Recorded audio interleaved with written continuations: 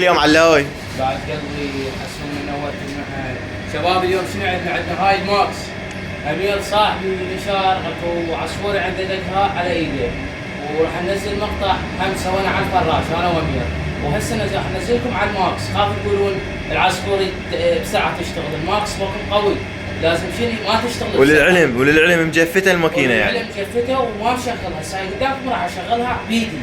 وين اكو ماكس يشتغل باليد. هذه هسه المصلحين كلها. يلا شوف شيء واحد.